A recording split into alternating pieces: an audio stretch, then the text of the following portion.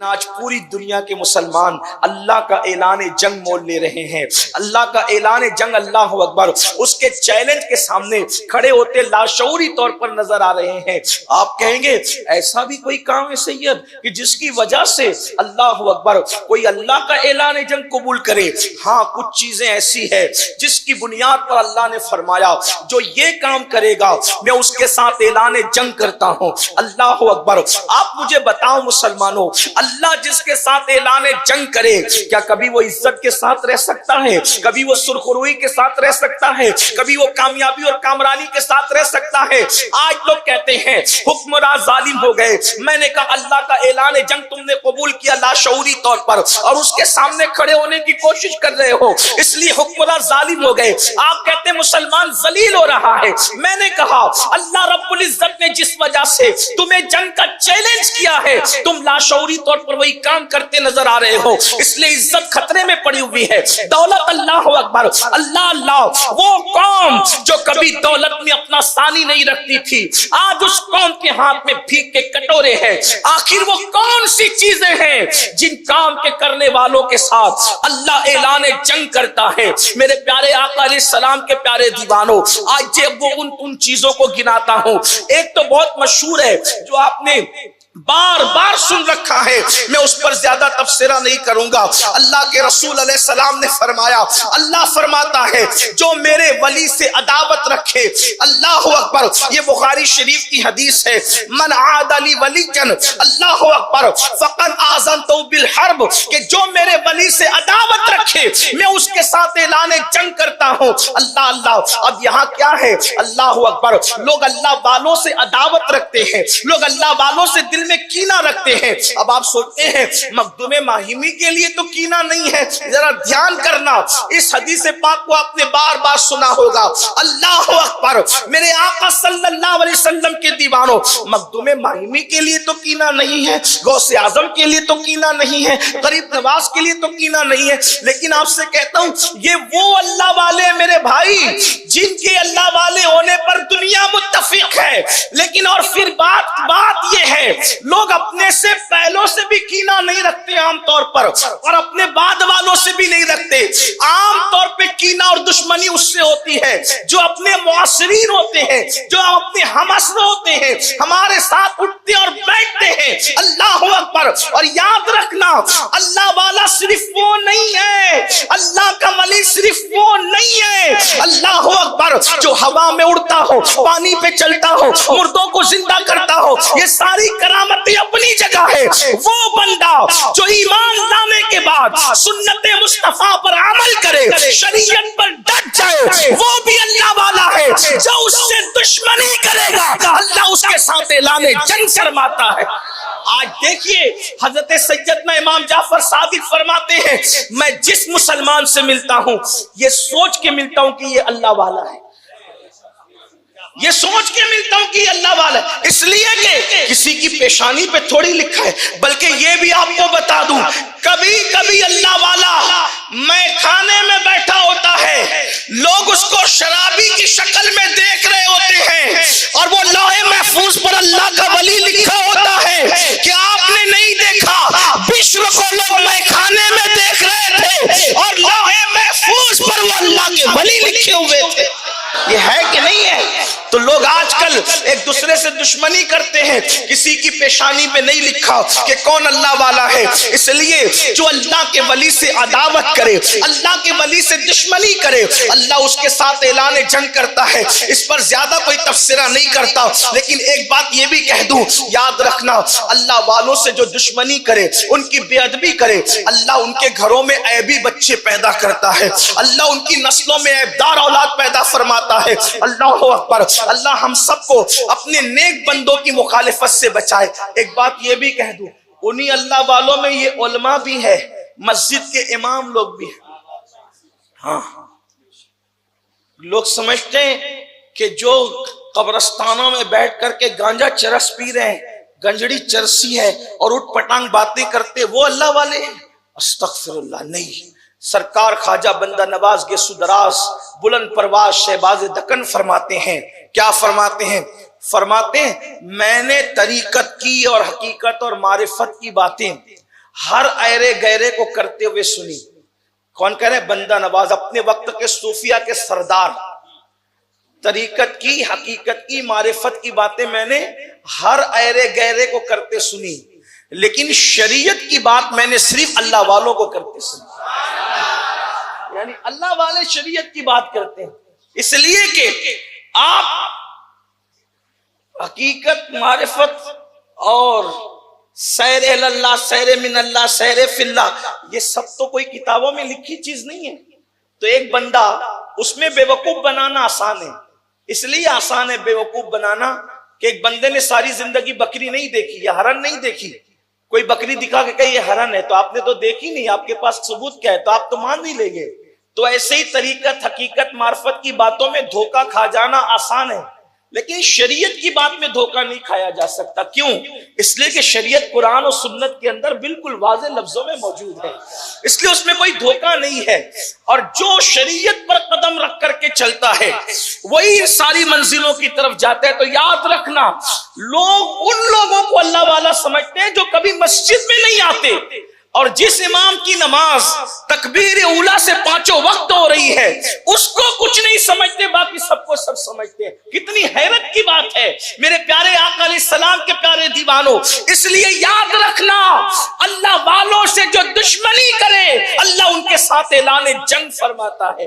اور دوسرے نمبر پر، یہ تو ایک بات ہو گئی، دوسرے نمبر پر اللہ اس سے اعلان جنگ کرتا ہے جو تنہائی میں گناہ کرتا ہے.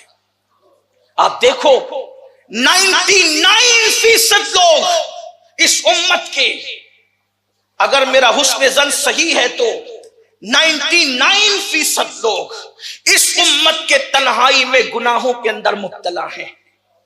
اللہ فرما رہے ہیں کہ میں ان سے اعلان جنگ کرتا ہوں جو اکیلے میں گناہ کرتے ہیں، لوگوں کے سامنے گناہ سے بچتے ہیں اور تنہائی میں گناہ کرتے ہیں. یہاں سے لے کے پتہ نہیں میری آواز انٹرنیٹ کے ذریعے سے کہاں کہاں تک پہنچ رہی ہے.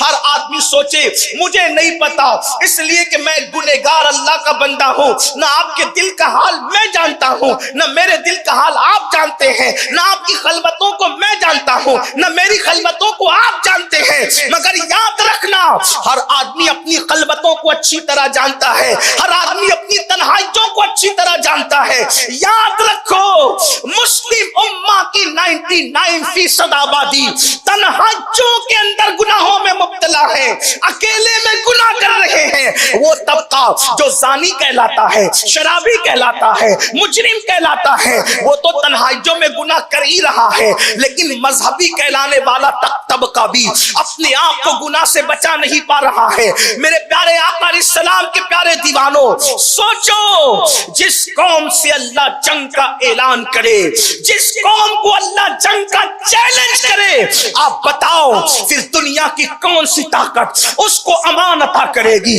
رب العزت جس سے جنگ کا اعلان کرے، رزاق مطلق جس سے جنگ کا اعلان کرے، خالق و مالک جس سے جنگ کا اعلان کرے، ستار و غفار جس سے جنگ کا اعلان کرے.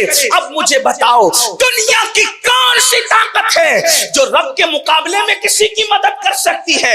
ہے کوئی رب کے مقابلے میں مدد کرنے والا؟ سن لو، انبیاء کرام بھی رب کے مقابلے میں مدد نہیں کرتے، اولیاء کرام بھی رب کے مقابلے میں مدد نہیں کرتے.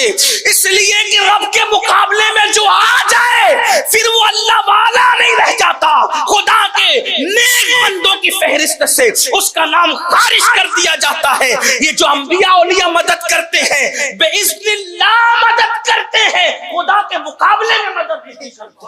یہ بات یاد رکھنا، بے اذن اللہ مدد کرتے، خدا کے مقابلے میں مدد نہیں کرتے. اور اللہ جب اعلان جنگ کرے تو پھر کوئی مددگار نہیں ہے، کوئی مدد کرنے والا نہیں ہے. اور اللہ کا اعلان جنگ کیا جگر گردہ لائے ہیں لوگ. اللہ فرما رہا ہے جو اکیلے میں گناہ کرے، اپنی تنہائیاں تو یاد کرو، اپنی رات کی تاریکی تو یاد کرو. اللہ اکبر. گناہ وہ ہے جس نے بڑے بڑوں کو تباہ اور برباد کر دیا. لوگ کہتے مولانا اللہ کریم ہے، رحیم ہے.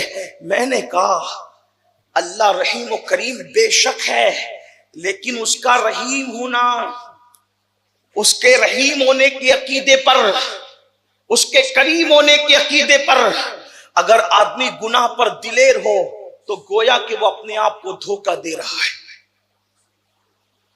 اللہ اگر آپ کیا سمجھتے وہ فرعون کی پکڑ کرتا ہے صرف؟ نہیں، اس کے یہاں فرعون اور اولاد پیغمبر میں اس اعتبار سے تفریق نہیں ہے کہ اعمال اگر فرعون جیسے اولاد پیغمبر کے بھی ہے تو جو انجام فرعون کا ہو رہا ہے وہی انجام اولاد پیغمبر کا ہو۔ آپ کو یہ بات اگر حیرت والی لگتی ہے تو میں آپ کے سامنے پیش کرتا ہوں۔ دیکھو انسان کو جو بات نہیں پتہ انسان اس کا دشمن ہوتا ہے۔ آپ کہیں گے اولاد پیغمبر کو فرعون کے ساتھ کھڑا کیا، میں فرعون کے ساتھ نہیں کھڑا۔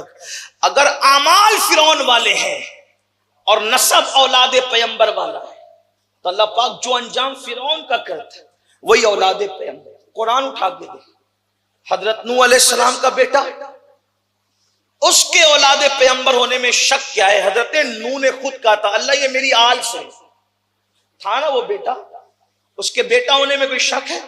لیکن اللہ نے جواب کیا لیس من اہلک، اب یہ آپ کی آل سے نہ رہا۔ کیوں؟ کیونکہ نبی کا بیٹا ہو کر وہ نبی کے نقش قدم پر نہیں ہے۔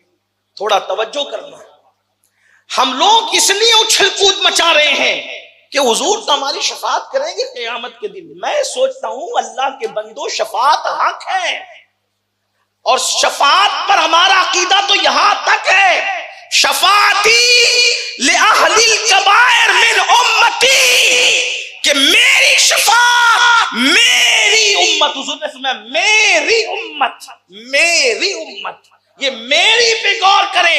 آقا فرماتے میری شفاعت میری امت کے بڑے گنہگاروں کے لیے ہے، اسی لیے میرے امام کہتے ہیں کیا ہی ذوق افزا شفاعت ہے تمہاری، واہ واہ قرض لیتی ہے گناہ پرہیزگاری، واہ واہ۔ اگر فرعون جیسے اعمال ہو تو نبی کے بیٹے کا نبی سے نسب ٹوٹ سکتا ہے، تو اگر فرعون جیسے اعمال ہو تو کیا امتی کا نبی سے رشتہ نہیں ٹوٹ سکتا؟ آپ غور تو فرمائیں، جب نبی کے بیٹے کے بارے میں نبی کو کہہ دیا گیا لیس من اہلک، اب یہ آپ کی آل سے نہ رہا، تو جب بیٹے کا رشتہ توڑ دیا گیا کرتوت کی وجہ سے تو امت کا رشتہ نہ توڑا جائے گا؟ حضور نے کیا فرمایا میری امت، حضور کی امت تو بن کے دکھاؤ۔ رات کے 3 بجے تک گندی فلمیں نرم نرم بستر پہ لیٹ کر کے دیکھ رہے ہیں، یہ کس کے لیے تھا؟ قل للمؤمنین یغضوا من ابصارہم، کس کے لیے تھا؟ اللہ نے محبوب سے فرمایا محبوب آپ فرما دے مومنوں کو کہ وہ اپنی نگاہوں کو نیچی رکھیں۔ اور اگر ہم، وہ بھی دین دار طبقہ، نمازی حاجی، ہر سال رمضان المبارک میں عمرہ بھی کر رہے ہیں، حج بھی کر رہے ہیں، 4 6 جانور بقرعید پہ ذبح بھی کر رہے ہیں، لیکن تنہائی کیسے؟ فلم دیکھ رہے ہیں، پاکستانی سیریلوں کے نام پہ عورتوں کو تک رہے ہیں، خوبصورت عورتیں تکی جا رہی ہیں۔ آپ سے پوچھتا ہوں آخر دین کس چیز کا نام؟ ایک عورت پر اگر چلتے ہوئے نظر پڑ جائے اور آپ نے نظر ڈال دی تو اللہ کے رسول فرما رہے کہ آنکھ میں آگ کی سلاخیں ڈالی جائیں، یعنی 1 سیکنڈ کے لیے کسی عورت کو تک لیا تو آگ کی سلاخیں آنکھوں میں ڈالی جائے گی۔ جو 3 گھنٹے عورت کو تک رہا ہے وہ بھی ننگا، اور پھر کہتا ہے شفاعت ہمارے لیے شفاعت ہے۔ میں آپ کو نا امید کرنے نہیں آیا، یہ نہیں کہتا کہ آپ کے لیے نہیں ہے، مجھے کیا حق پہنچتا ہے، لیکن آپ سے کہتا ہوں کہ حضور کا امتی تو بنے، حضور علیہ السلام کا امتی تو بنے، کوئی حضور کا امتی بنے۔ پھر اس کے لیے میں تو کہتا ہوں جو امتی سچا بن جائے قیامت کے دن سارے وارے نیارے اسی کے ہیں، میدان محشر اسی کا ہے، اس لیے کہ فقط اتنا سبب ہے انعقاد بزم محشر کا کہ ان کی شان محبوبی دکھائی جانے والی ہے۔ ہمارے عقیدے میں تو یہ ہے کہ قیامت کے دن مصطفیٰ جان رحمت کی شان کے ظہور کا دن ہوگا، ان کے مقام و مرتبے کے اظہار کا کا دن ہوگا، لیکن بتاؤ اللہ کے چیلنج کو قبول کرنے کی جسارت کرنے والے لوگ کہاں ہیں؟ اپنی تنہائیوں کے اندر رات کی تاریکی میں اللہ اکبر، اس کے بعد عورتوں پر پاپ کی نظر، کتنی وہ آنکھیں ہیں جو عورتوں پر پاپ کی نظر نہیں ڈالتے، جبکہ اللہ کے رسول علیہ الصلوۃ والتسلیم کا فرمان ہے، اللہ اللہ میرے کریم آقا غیب دا نبی صلی اللہ علیہ وآلہ وسلم فرماتے ہیں، جس نے عورت کو پاپ کی نظر سے، گندی نظر سے دیکھا، اس کی آنکھوں میں آگ کی سلاخیں ڈالی جائے گی، اس کی آنکھوں میں جہنم کی آگ بھری جائے گی۔ یہاں پہنچ کر کے میں سوچتا ہوں یا اللہ میری قوم کے جوانوں کو کون سمجھائے جو آنکھیں اتنی کمزور ہو۔ اللہ اکبر، اگر پیاس کاٹی جائیں تو پیاس کے ننھے ننھے ذرات انسان کی آنکھ میں چلی جائے، میری اور آپ کی آنکھوں میں اگر اللہ اکبر پیاس کے ننھے ذرات چلے جائیں ہم اس کو برداشت نہیں کر پاتے، تنکا چلا جائے اس کو برداشت نہیں کر پاتے۔ مجھے بتاؤ میرے بھائیوں، اللہ اکبر کیسے ہم برداشت کریں گے وہ جہنم کی آگ؟ اور جہنم کی آگ کیا ہے علماء بار بار بیان کر چکے ہیں، صرف اتنا سمجھ لو جہنم کی آگ کی حرارت کو غیب دا نبی مصطفیٰ کریم رؤوف الرحیم صلی اللہ علیہ وآلہ وسلم نے یوں بیان فرمایا، اس کے اندر اگر پہاڑ ڈال دیے جائیں تو پہاڑ بھی پگھل کر کے بہ جائیں، جہاں پہاڑ پگھل کر کے بہیں گے وہاں ہماری ان ننھی سی آنکھوں کا کیا بنے گا، ان پتلی سی آنکھوں کا کیا بنے گا جو نہ پیاس کا ذرہ برداشت کر سکے، جو نہ تنکا برداشت کر سکے۔ تنکا اور ذرہ تو دور کی بات، ہماری پلک کا بال اگر ٹوٹ کر ہماری آنکھ میں آ جائے تو اس وقت تڑپ کا عالم کیا ہوتا ہے، اس وقت تکلیف کا عالم کیا ہوتا ہے۔ اپنی پلک کا بال جو آنکھ برداشت نہ کر سکے وہ جہنم کی آگ جہاں پہاڑ بھی پگھل کر پانی ہو جائیں گے، وہ آگ جب آنکھوں میں ڈالی جائے گی انجام کیا ہوگا؟ لوگ کہتے ہیں نماز کی توفیق نہیں ہوتی، عبادت میں لذت نہیں ملتی۔ اللہ اکبر، ہمارے بزرگوں نے لکھا، فرماتے ہیں آدمی صرف گناہ کرنے کا سوچ لے، صرف سوچ لے، اللہ اس سے عبادت کی لذت چھین لیتا۔ گناہ کرنے کا سوچنے کی بنیاد پر، سوچنے کی بنیاد پر اللہ اس سے عبادت کی لذت کو چھین لیتا ہے۔ اور سنو، اللہ کے رسول غیب کا نبی صلی اللہ علیہ وآلہ وسلم فرماتے ہیں کہ جو انسان اپنی آنکھوں کو کنٹرول کرے، آنکھوں کو حرام دیکھنے سے بچائے، آنکھوں کو آوارگی سے بچائے، اللہ کا اعلان ہے میں اس کے دل میں ایسا ایمان نقش کر دوں گا اس کی حلاوت وہ اپنے دل میں محسوس کرے گا، اس کی مٹھاس وہ اپنے دل میں محسوس کرے گا۔ اللہ اکبر، وہ ایمان دیا جائے گا، وہ ایمان آنکھوں کو کنٹرول کرنے کی برکت سے وہ ایمان دیا جائے گا جس کی لذت اور حلاوت کو انسان محسوس کرے گا۔ ایک مرتبہ اللہ اکبر حدیث پاک میں آتا ہے، امام المتکلمین علامہ نقی علی خان علیہ رحمہ، امام اہل سنت کے والد بزرگوار، حدیث پاک لکھتے جس کا مفہوم یہ ہے، میرے آقا علیہ السلام نے جنت نعیم کا تذکرہ چھیڑا۔